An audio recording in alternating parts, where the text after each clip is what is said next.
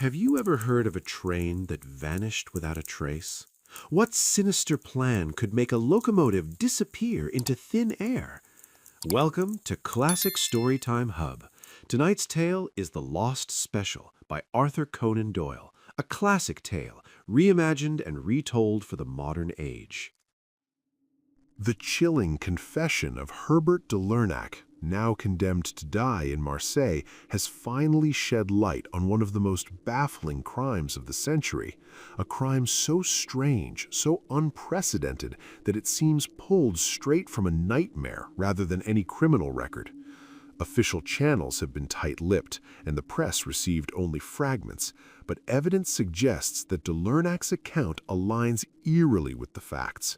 After years of speculation, it appears that the truth behind this extraordinary event has at last been uncovered. The incident, now 8 years in the past, had been largely overshadowed at the time by a political crisis that gripped public attention. Yet, by piecing together contemporary reports from Liverpool newspapers, the coroner's inquest into the death of John Slater, the engine driver, and the meticulous records of the London and West Coast Railway Company, a startling picture emerges. It all began on June 3, 1890, when a man calling himself Monsieur Louis Caratal requested a private meeting with James Bland, superintendent of the London and West Coast Central Station in Liverpool. Caratal was a small, dark, middle-aged man, bent over with such a pronounced stoop that it suggested a deformity of the spine. He was accompanied by a strikingly tall and imposing man, his silent shadow, whose deferential gestures and constant watchfulness marked him clearly as subordinate. The companion's origins were unclear, but his swarthy complexion hinted at Spain or South America. One curious detail immediately caught the attention of a sharp-eyed clerk. The man carried a small black leather dispatch box in his left hand, secured with a strap around his wrist. At the moment, no one thought much of it, but in the days to come, this unassuming box would prove to be a clue of immense significance. Monsieur Caratal was ushered into Bland's office, leaving his enigmatic companion waiting in the corridor, an ordinary moment that would soon spiral into the extraordinary, setting the stage for a mystery that would confound authorities and haunt the railway forever. Monsieur Caratal wasted no time. He had just arrived that afternoon from Central America, and matters of the gravest importance demanded his immediate presence in Paris. Missing the London Express was unacceptable. No delay could be tolerated. Money was irrelevant. Time was everything.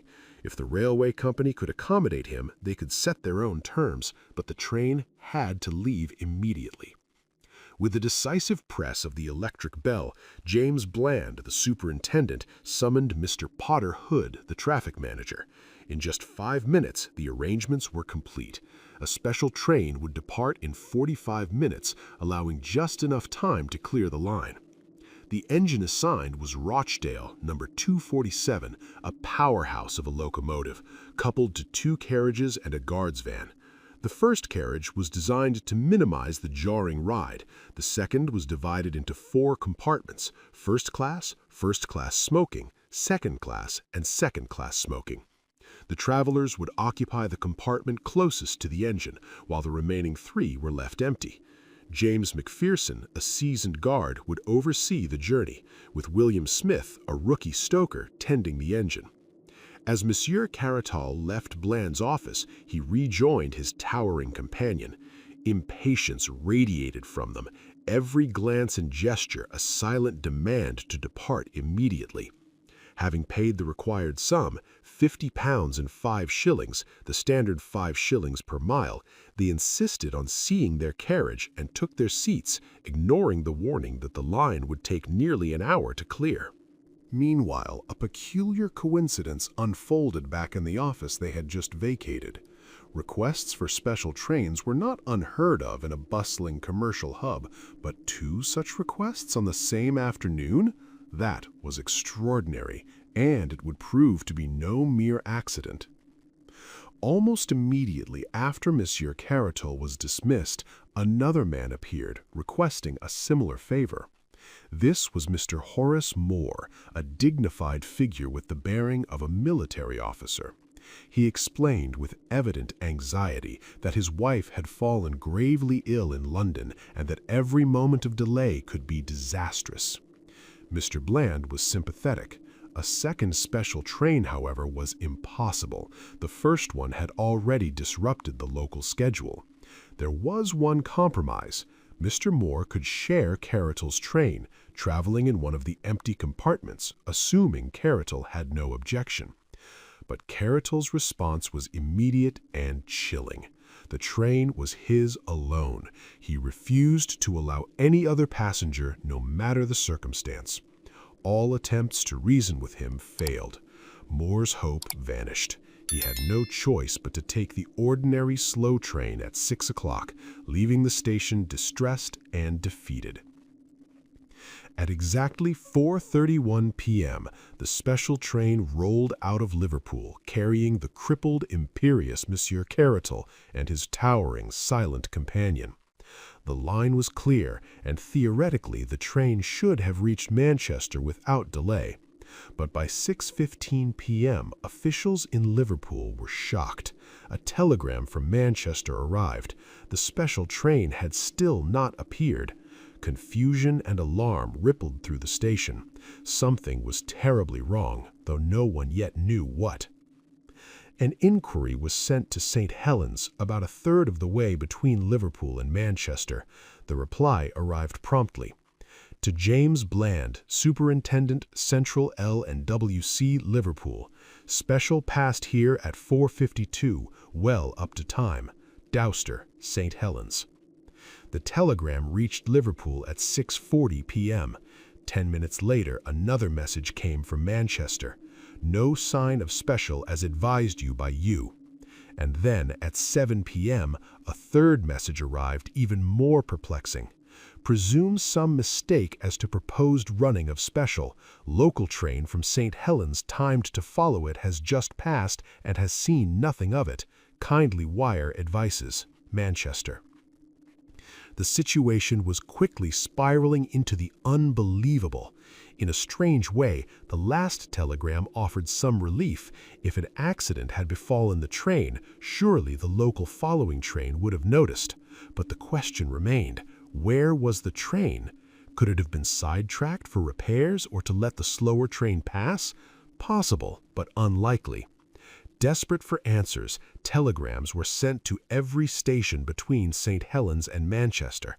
Superintendent Bland and Traffic Manager Hood waited, tense and silent, for the replies that would reveal the fate of the missing train. The answers came in sequence, beginning at St. Helens. Special passed here 5 o'clock, Collins Green. Special passed here 6 past 5, Earlstown. Special passed here 5:10, Newton. Special passed here 5:20, Kenyon Junction. No special train has passed here, Barton Moss. The two men stared at each other, stunned. "This is unique in my 30 years of experience," Bland said, his voice tight with disbelief. "Absolutely unprecedented and inexplicable, sir," Hood replied. "The special has disappeared between Kenyon Junction and Barton Moss. But there is no siding, as far as I remember. The train must have left the rails. And yet the 4:50 local passed the same line without seeing anything?" Bland whispered, incredulous. The mystery deepened. A train, a powerful locomotive, vanished from the tracks, leaving no trace. The railway officials were confronted with a riddle that defied logic, and no one could explain how a train could simply vanish into thin air. "There's no alternative, Hood. It must be so," Bland said, his voice tight with frustration. "Perhaps the local train saw something, anything, that could shed light on this mystery. We'll wire Manchester for details and instruct Kenyon Junction to examine the track immediately all the way to Barton Moss." Minutes later, the reply from Manchester arrived. No news of missing special. driver and guard of slow train confirm no accident between Kenyon Junction and Barton Moss. Line clear, nothing usual observed. Manchester. Bland's jaw tightened. That driver and guard will have to go, he muttered grimly. There's clearly been a wreck, and they've missed it. The special has somehow left the rails without disturbing the track. How that's even possible I can't comprehend, but it must have happened. Any moment now we'll hear from Kenyon or Barton with the engine recovered at the bottom of an embankment.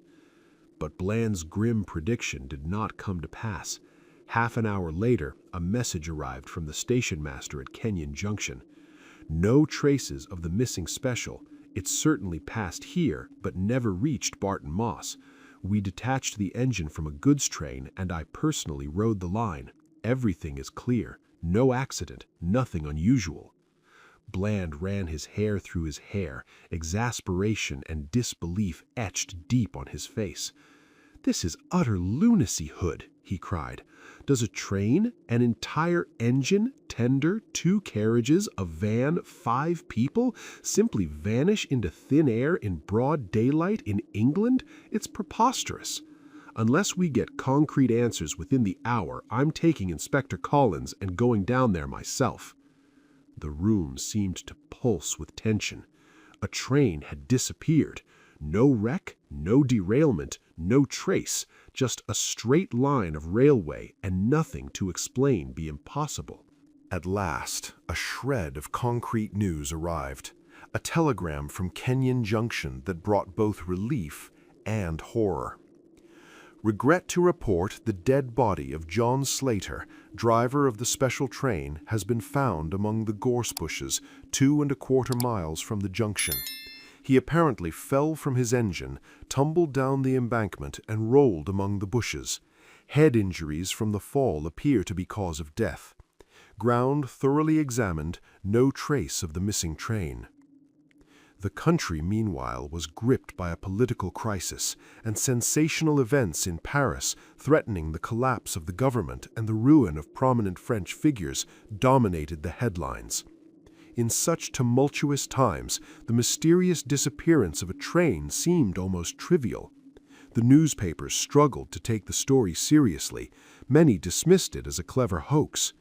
Only after the coroner's inquest into the unfortunate driver confirmed the tragic facts did the public grasp the reality. Something unimaginably strange had occurred. That evening, Mr. Bland, accompanied by Inspector Collins, the company's senior detective, traveled to Kenyon Junction to investigate. Their search lasted the entire following day, exhaustive yet fruitless.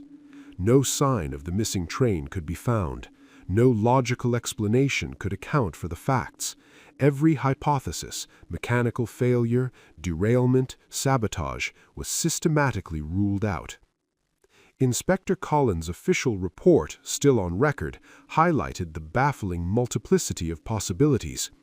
Each was more perplexing than the last, each equally impossible, but none could explain the disappearance of the engine, the carriages, the van, and the 5 human lives aboard. The mystery deepened, a perfect puzzle that refused to yield to reason. Between Kenyon Junction and Barton Moss, Collins explained, his voice precise, the countryside is dotted with ironworks and coal mines, some still active, some long abandoned. Many of these sites have small-gauge tramways running trolleys down to the main line. These we can safely ignore. But 7 of them once had proper branch lines connecting to the main track to transport coal or iron to the major distribution centers. Each of these lines is only a few miles long, yet they require careful consideration. He continued, counting off the abandoned lines. 4 of these belong to mines that are no longer worked, the Red Gauntlet, Hero, Slough and Despond, and Heartsease mines. These can be eliminated from our inquiry entirely. The rails nearest the main line have been removed, leaving no possible connection. That left 3 active possibilities: the Cornstalk Ironworks, the Big Ben Colliery, and the Perseverance Colliery.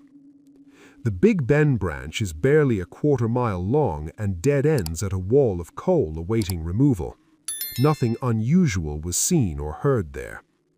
The Cornstalk line was completely blocked on June 3rd by 16 truckloads of hematite.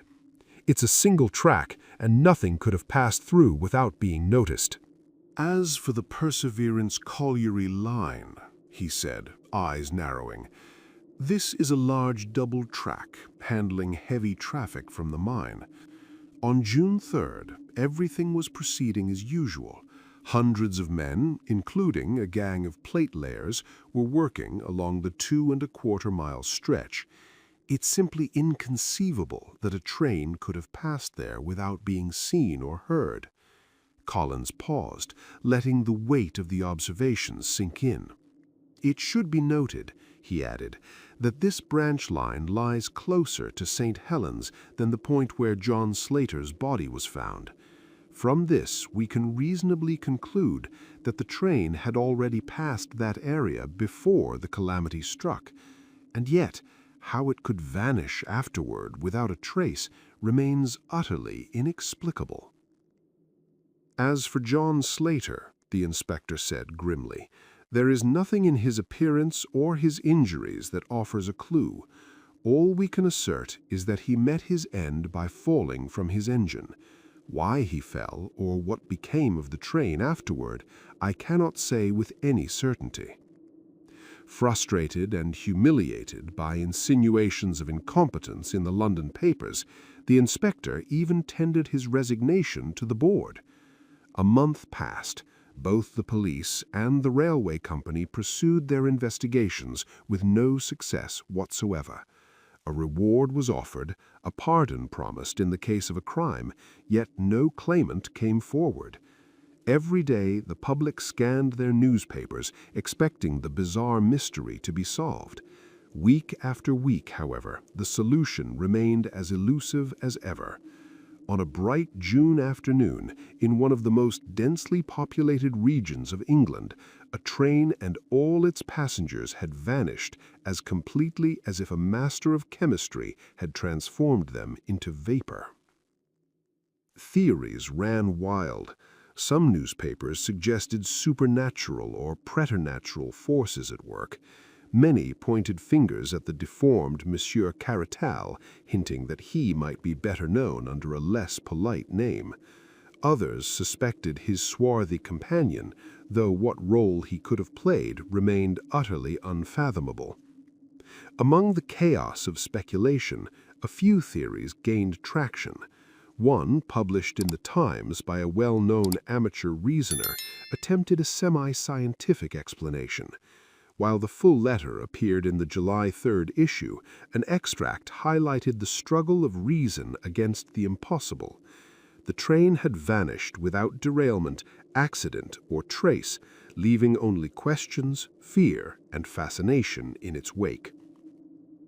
The mystery endured, taunting logic itself, a puzzle that neither science, authority, nor imagination could fully untangle.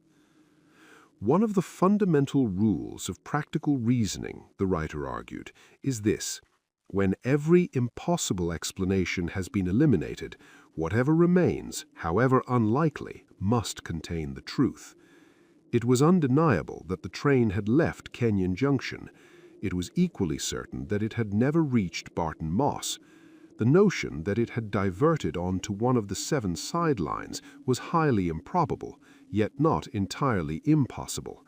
A train could not run where no rails existed, and so the field of speculation narrowed sharply.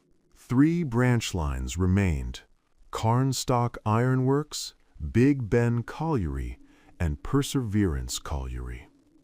Could there exist, the writer asked, a secret brotherhood of miners, an English Camorra, capable of obliterating both a train and its passengers without leaving a trace? The idea seemed outrageous, yet it could not be dismissed outright. The author admitted that he could conceive of no other plausible explanation and advised the railway company to focus all attention on those 3 lines and the men who worked them. He even suggested discreet surveillance of local pawnbrokers in the faint hope that some fragment of the truth might surface. The theory, coming from a figure of recognized authority, ignited intense public debate. Many denounced it as a gross insult to honest working men, a slander unworthy of serious consideration. The response was swift and defiant. Critics were challenged to offer any explanation more convincing.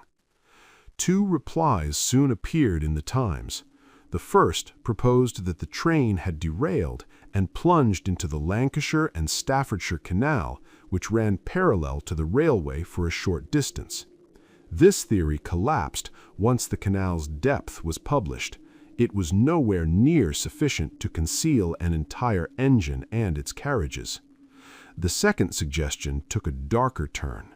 It drew attention to the small dispatch box carried by the travelers, their only visible luggage, and speculated that it might have contained a new and devastating explosive, powerful enough to pulverize metal, flesh, and evidence alike. And so the mystery deepened. Each explanation collapsed under scrutiny, yet no better theory rose to replace it. The train remained lost, the truth buried beneath layers of speculation, fear, and unanswered questions, a riddle that defied logic itself. Any theory suggesting that the entire train had been obliterated while the rails remained untouched was, of course, absurd, an idea so ludicrous it bordered on farce. The investigation seemed to have hit a dead end, stuck in a tangle of impossibilities. Then, unexpectedly, a new and astonishing development arrived. Mrs. Macpherson, the wife of James Macpherson, the guard on the missing train, received a letter, dated July 5, 1890, and posted from New York. It reached her on July 14th. Though some doubted its authenticity, Mrs. Macpherson was certain. The handwriting was unmistakable, and the letter included a remittance of $100 in $5 notes, enough to rule out any thought of a hoax. The letter read, "My dear wife, I have been thinking a great deal, and I find it very hard to give you up. The same with Lizzie. I try to fight against it, but it will always come back to me. I send you some money which should convert to 20 English pounds. This should be enough to bring both Lizzie and you across the Atlantic. You will find the Hamburg boats stopping at Southampton to be good and cheaper than Liverpool. If you could come here and stay at the Johnston House, I would try to send word on how to meet, but things are difficult with me at present. I am not very happy, finding it hard to give you both up. So no more at present, from your loving husband, James Macpherson." For a moment, hope surged. The letter suggested a possible resolution.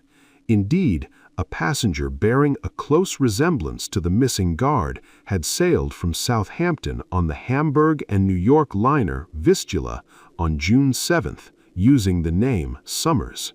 Mrs. Macpherson, accompanied by her sister Lizzie Dolton, crossed the Atlantic to New York as directed.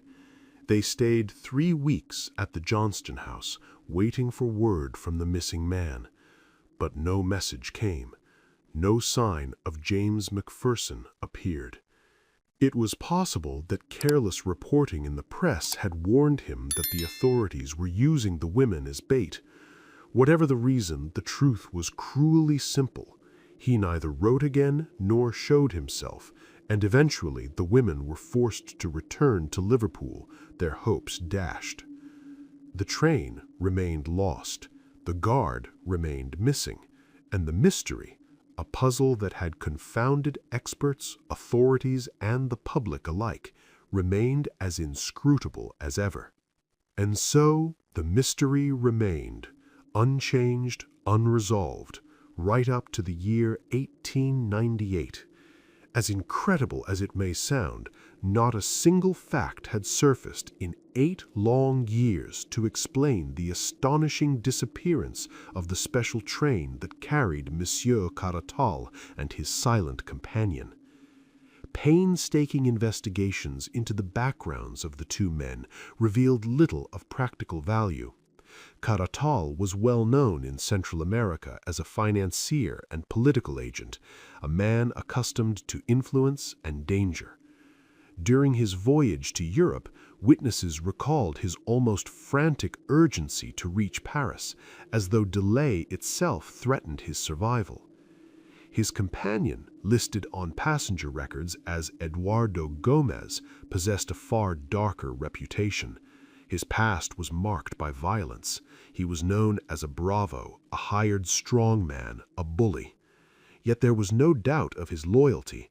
Gomez was fiercely devoted to Caratal, serving as his personal protector, an arrangement that made sense given Caratal's frail body and crooked spine. Curiously, nothing ever emerged from Paris to explain the purpose of Caratal's desperate journey. Whatever mission had driven him forward with such urgency vanished along with the train itself. These were all the known facts, until a final chilling revelation appeared in the newspapers of Marseille. There, amid reports of an unrelated murder, was published the confession of Herbert de Larnac, a man condemned to death for the killing of a merchant named Bonvalot. His statement, translated verbatim, carried a tone not of remorse, but of threat. "I do not speak out of vanity or pride. If that were my aim, I could recount a dozen deeds as remarkable as this one. I speak so that certain gentlemen in Paris may understand something very clearly. The man who can reveal the fate of Monsieur Caratal can also reveal for whose benefit and at whose command the deed was done. Unless the reprieve I am awaiting arrives swiftly, I shall speak. Take warning, messieurs, before it is too late. You know Herbert de Larnac, and you know that his actions are as ready as his words. Delay, and you are lost." The implication was unmistakable. The vanished train, the frantic journey to Paris, the silent companion, and now a condemned man holding secrets powerful enough to terrify influential figures. At last, the impossible mystery was poised on the edge of revelation, and the truth, long buried, was about to surface, not by accident, but by blackmail. "For the moment, I will name no names," he declared coldly. "If you were to hear them, you would scarcely believe such men could be implicated. No, I shall only tell you how the deed was done. I was loyal to my employers then, and I trust they will show the same loyalty to me now. Until I am convinced that they have betrayed me, these names that could shake Europe, will remain unspoken. But on that day, no, I say no more." Then his tone shifted, becoming measured, almost reflective. "In short," he continued, "there was a celebrated trial in Paris in the year 1890, a trial born of a scandal so vast, so grotesque, that its full extent will never be known except to confidential agents such as myself. The honor, the careers, the very survival of some of the most powerful men in France hung in the balance. Imagine a row of 9 pins, perfectly upright, rigid, untouched. Then picture a bowling ball rolling toward them from far down the lane. Pop, pop, pop, pins scattered everywhere. Now imagine those pins as the greatest men in France, and Monsieur Caratal as the ball. If he reached Paris, their destruction was inevitable. Therefore, it was decided that he must never arrive. He was careful to soften the accusation. Not all of them understood what was being planned, Political interests were tangled with financial ones, and a syndicate was quietly formed to manage the affair. Some who contributed to it barely grasped its true purpose. Others understood perfectly well, and they may rest assured I have not forgotten their names. They had ample warning, he continued, long before Caratal ever left South America. They knew precisely what evidence he carried, and that its revelation would mean ruin. The syndicate commanded money without limit, unlimited, do you understand? With such power, they sought a man capable of shaping the impossible. His words tightened into something almost proud. In the agent, they had to find invention, resolution, adaptability, a man in a million. After careful consideration, they chose Herbert de Lernac, and I will say this much, they chose wisely. The confession closed like a clenched fist. The vanished train was no accident. The delay, the secrecy, the silence, all were deliberate. What had once seemed impossible now revealed its true shape, a crime engineered not by chaos, but by power, money, and cold intelligence. 8 years had passed, and the mystery had not loosened its grip, not even by a single thread. By the time the calendar reached 1898, the disappearance of the special train carrying Monsieur Caratal remained as dark and impenetrable as the night it vanished. No witness had come forward, no wreckage had been found, no confession, until now, had dared to disturb the silence. Investigators had worked tirelessly combing through every detail of the two men's lives. What they uncovered only deepened the unease. Monsieur Caratal was no ordinary traveler. In the shifting political shadows of Central America, his name carried weight. He was a financier, a fixer, a man who moved money and influence with equal ease. During his voyage to Europe, one detail stood out above all others, his urgency. He was desperate to reach Paris, not eager, desperate. The man traveling with him was registered as Eduardo Gomez, though few believed that was his true name. His past was a violent one. Street fights, private vendettas, a reputation built on intimidation and bloodshed. He was known as muscle for hire, a man who solved problems with his fists and his knife. And yet, there was no doubt about one thing, his loyalty. He was utterly devoted to Caratal. The reason was plain enough. Caratal was frail, sickly, and physically weak. Gomez was his shield, his last line of defense.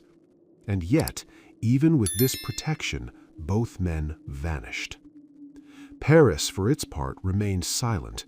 No word arrived explaining why Caratal had been racing toward the city, or what business demanded such reckless speed. The trail ended there, until the Marseille newspapers printed a confession that shook Europe awake. The words came from Herbert de Lernac. A convicted murderer, a man already sentenced to die for the brutal killing of a merchant named Bonvalot. With the blade of the guillotine looming over him, de Lernac finally chose to speak. And when he did not beg for mercy. He issued a warning.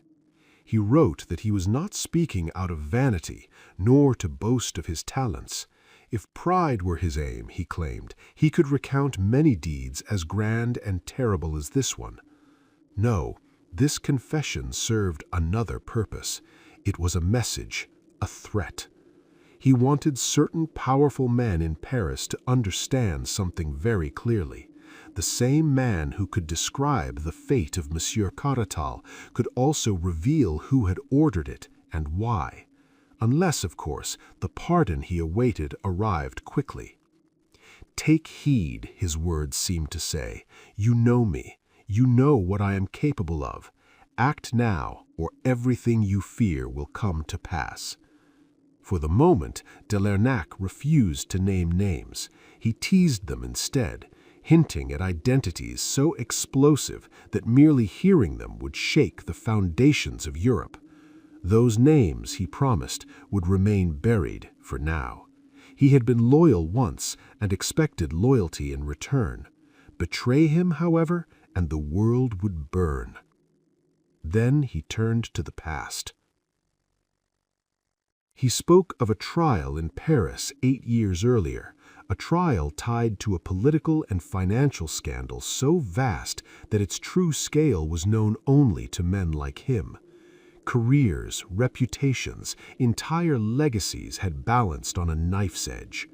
He painted an image, 9 rigid pins standing proudly in a row, powerful men, untouchable men. Then came the bowling ball. That ball was Monsieur Caratal.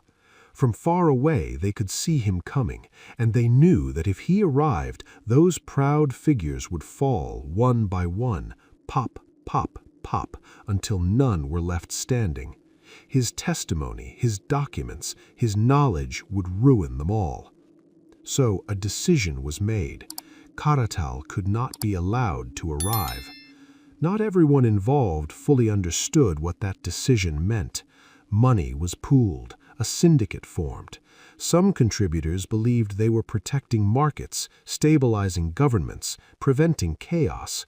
Others knew exactly what they were buying, and de Lernac remembered every one of their names. They had known Caratal was coming long before he ever left South America. They knew what he carried with him. They knew what would happen if he spoke, and money, unlimited money, was placed at the disposal of the syndicate. All they needed was the right man. They chose Herbert de Lernac, and he agreed with their choice. His task was simple in theory, impossible in practice. He would select his own operatives, he would spend whatever was necessary, and above all, he would ensure that Monsieur Caratal never set foot in Paris. Within an hour of receiving his orders, he was already moving. An agent he trusted was sent racing to South America, instructed to return with Caratal or prevent the journey entirely. If that agent had arrived sooner, the ship would never have reached Liverpool. But fate intervened. The vessel had already sailed. Undeterred, de Lernac armed a small brig and sent it to intercept the ship at sea. Again, fortune slipped through his fingers. The ocean, it seemed, had chosen to protect Caratal. But de Lernac was not a man who relied on a single plan. Failure had been anticipated, alternatives prepared. This was not a matter of a simple killing. A knife in the dark would not suffice. Caratal had to be erased completely, his body, his documents, and anyone who might carry his secrets forward. And all of it had to be done without alerting a man who was already suspicious, already guarded, already afraid. It was the kind of challenge de Lernac relished. Where others would hesitate, he thrived. By the time Caratal arrived in Liverpool, everything was ready. De Lernac knew that once Caratal reached London, his protection would multiply. From the docks to the capital, that narrow window was the only opportunity. 6 plans had been prepared, each more intricate than the last, each capable of adapting to Caratal's choices. If he stayed in Liverpool, there was a plan. If he boarded a standard train, there was a plan. An express, another plan. A special train, yet another. No matter what he chose, the trap was already waiting. Every possibility had been anticipated. And somewhere between Liverpool and London, Monsieur Caratal stepped directly into history's blind spot, where men vanish, trains disappear, and only the guilty know the truth. Of course, I could never have carried out such an operation alone. England's railways were a maze to me, miles of steel veins pulsing with movement, schedules, and unseen hands. But money, when used without restraint, has a remarkable talent. It finds intelligence wherever it hides. It did not take long before I secured the assistance of one of the sharpest minds in England. I will not speak his name. It would be dishonest, however, to pretend that this masterpiece was mine alone. My English counterpart was a man of rare precision, a strategist who understood the London and West coastline as a chess player understands the board. Better still, he commanded a circle of workers, men who were discreet, capable, and loyal to the sound of coin. The concept was his. My role was refinement. Together we turned theory into certainty. Several railway officials were quietly purchased, each chosen for his position and usefulness. The most valuable of them all was James Macpherson, a guard with the right seniority, temperament, and likelihood of being assigned to a special train. Smith, the stoker, was secured soon after. As for the engine driver, John Slater, we tested him and found him stubborn, principled, and therefore dangerous.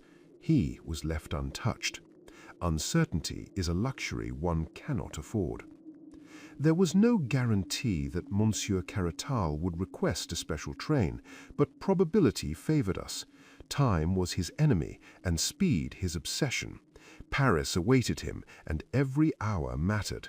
For that reason, the special train became our primary scenario, and we prepared for it with obsessive care. Every detail was resolved long before his ship even glimpsed the English coastline. You may find it amusing, perhaps unsettling, to know that one of my agents stood aboard the pilot boat that guided Caratal's steamer safely into Liverpool harbour. From the moment his foot touched English soil, we were watching, and he knew it. The instant Caratal arrived, his behaviour confirmed our fears. He was wary, alert, a hunted man. He had brought protection, an escort named Gomez, a hard individual, armed, ruthless, a man who would not hesitate. Gomez carried Caratal's confidential documents himself, guarding them as fiercely as he guarded the man. There was little doubt that Caratal had trusted him fully, sharing his secrets and his fears alike. To eliminate Caratal alone would have achieved nothing. Gomez would have survived, and with him the knowledge. That was unacceptable. They had to disappear together. One fate, one solution. Fortunately, their own caution worked in our favor. It was Caratal himself who requested the special train, a decision that simplified everything. Steel rails, controlled variables, familiar ground. From that moment on, the outcome was no longer a question of if, only when. The machinery was already in motion, the pieces were placed, the line was prepared. All that remained was for the train to depart and for history to lose two men forever between Liverpool and London. On that special train, you must understand this. 2 of the 3 railwaymen entrusted with its operation were already ours, bought, not cheaply, but decisively. The sums we paid would have freed them from work for the rest of their lives. I would not claim that the English are less honest than other nations, only that they place a higher value on their integrity. They can be bought, but never at a discount. I have already mentioned my English associate, a man of ambition and sharp calculation, with a future that would be formidable unless fate silenced him early with some unromantic illness of the throat. He supervised every arrangement in Liverpool. I, meanwhile, positioned myself at a quiet inn in Kenyon, waiting for a single coded signal that would set everything in motion. The instant the special train was approved, my agent wired me. The timetable was fixed. The window was open. Under the name Horace Moore, he attempted to secure passage on the same special, hoping to travel openly with Monsieur Caratal. That, under certain circumstances, might have simplified matters. Had our greater design failed, his role would have been brutally direct, to shoot both Caratal and Gomez, destroy the documents, and disappear into the chaos. But Caratal was cautious, suspicious. He refused to admit any additional passenger. So my agent adapted. He exited the station, circled back through another entrance, boarded the guard's van on the side farthest from the platform, and traveled unnoticed alongside Macpherson, the very man we had already secured. From that moment on, the train carried its own betrayal within. As for me, my role was far less visible and far more delicate. Everything had been prepared days in advance. All that remained were the final, irreversible adjustments. We had selected a forgotten sideline, one that had once branched from the main track before being officially abandoned. Time and neglect had erased it from memory, but not from existence. The sleepers were still there. The earth still remembered the weight of rails. We needed only to reconnect it. Most of the work had been done discreetly, long before the day itself. Rails were laid where shadows fell thickest. Fish plates, rivets, and bolts had been salvaged from a neglected siding farther down the line. Nothing new, nothing conspicuous, just steel returning to where it had once belonged. Now, as I waited at Kenyon, it came down to minutes. A junction to complete, points to be reset exactly as they had been years before. No hesitation, no error.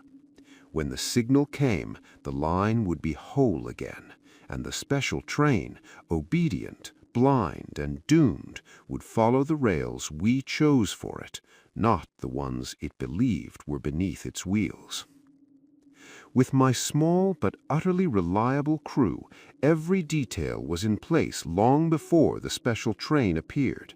When it finally came, it slipped onto the narrow sideline so smoothly that the faint jolt at the points went entirely unnoticed by the two men riding inside. Fate, for once, seemed content to cooperate. Our design had been precise. Smith, the stoker, was to render John Slater unconscious with chloroform, ensuring that the driver would vanish as completely as the rest. In this, and in this alone, our plan failed. I put aside, of course, the idiotic blunder of Macpherson in writing to his wife.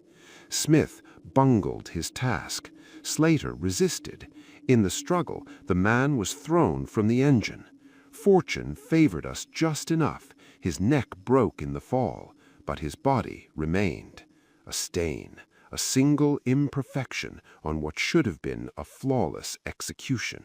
To the trained criminal mind, John Slater represents the lone defect in an otherwise perfect construction. I speak openly. A man with many victories may afford honesty. I place my finger upon that name and declare it plainly. John Slater was the flaw. Still, the essential objective had been achieved. The special train was now fully committed to the narrow line, just over a mile in length, that once led to the abandoned Heartsease mine, formerly among the greatest coal operations in England. You may wonder how such a train could pass unseen. The answer is simple. For its entire length, the track runs through a deep cutting. From the surrounding land, nothing is visible, unless one stands directly at the edge. And someone did. I was there. What I saw, I will now describe. My associate remained behind at the points, overseeing the diversion of the train. He had stationed 4 armed men with him, for we anticipated trouble. The rusted points might have failed, the train might have derailed. If it did, force would have resolved what mechanics could not. Once the train was safely committed to the sideline, he relinquished control to me. I had taken position overlooking the mouth of the mine. I was armed. So were the 2 men with me. Whatever occurred, resistance, accident, betrayal, I was prepared. I always was. The moment the train was firmly on the sidetrack, Smith, the stoker, eased the engine's throttle, then with a sudden motion pushed it back to full speed. He, McPherson, and my English lieutenant leaped off before the train could lurch too far away. It might have been that brief deceleration that first caught the attention of the travelers, but the train was roaring again full throttle before their eyes even had time to meet the open window. I imagined the confusion they must have felt, how they must have wondered what the hell was happening. Picture it yourself. From the comfort of your luxurious compartment, you look out the window and see not the smooth rails of progress, but rust, twisted, decaying iron rails, red and yellow with the wear of years long forgotten. A sharp intake of breath, a cold, racing realization. It wasn't Manchester awaiting them ahead, it was death. The train surged forward, reckless and mad, the wheels screaming against the frayed rails, like the very iron was crying out in terror. I was close enough to see them clearly. Carattle was muttering, praying, I think. There was a rosary clutched in his trembling hands, swinging like a pendulum as the train sped on. His companion, however, was different. The other man, he roared, a wild, animalistic sound, like a bull sensing the slaughterhouse. And then, as if to seal their fate, he caught sight of us standing on the embankment.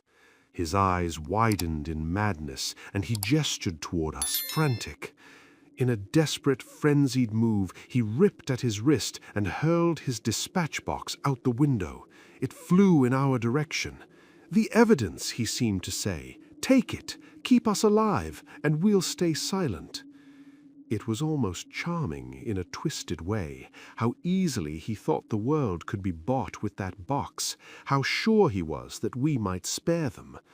But business is business, and the train, by now, was as far beyond our reach as it was beyond theirs. He fell silent, his howling dying out as the train rounded a curve, and there, in the distance, loomed the gaping maw of the mine. We'd already removed the boards that had once sealed its entrance. The air was heavy with the scent of old coal and rust. The tracks had once run right up to the edge of the shaft to help load coal into the wagons. It had been simple work, just a few lengths of rail laid carefully to complete the line that now stretched toward the edge of oblivion. We hadn't even bothered to make it perfect. The last rail projected over the brink by 3 feet, a mere gesture to confirm that there would be no turning back.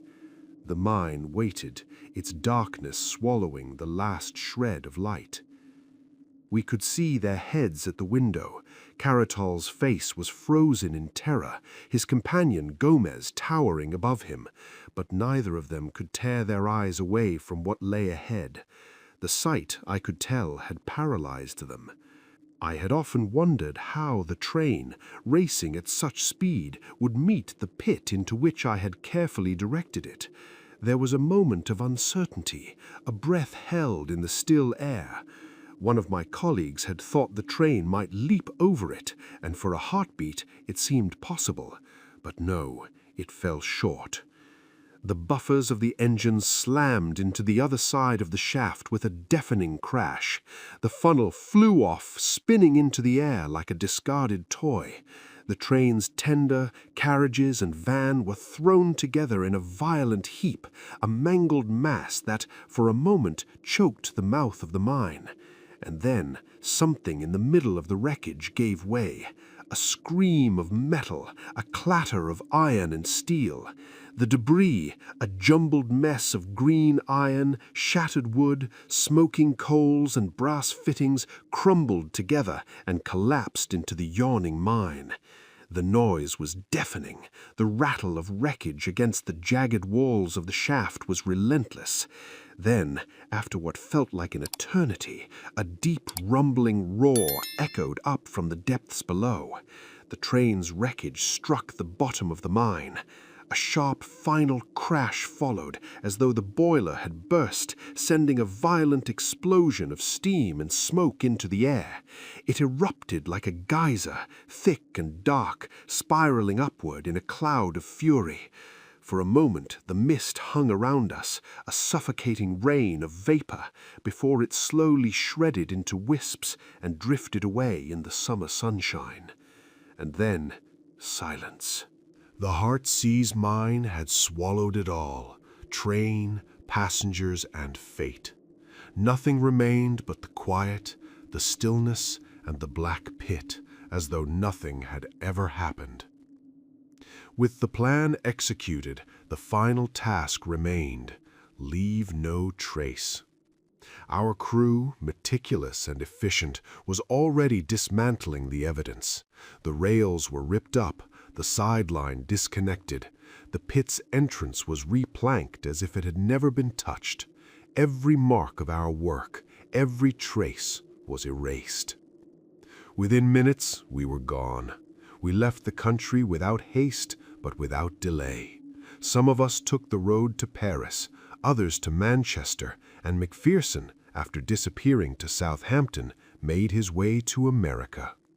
And as the English papers would report, we had vanished without a trace. The cleverest of their detectives, baffled and outwitted, would never have a clue. You will recall that Gomez, in his desperation, threw his dispatch bag out of the window. What you may not know, monsieur, is that I retrieved it. Naturally, I brought the bag and its contents to my employers, but there's something more I must confess. 2 papers from that very bag I took for myself, a small memento, if you will, from the occasion.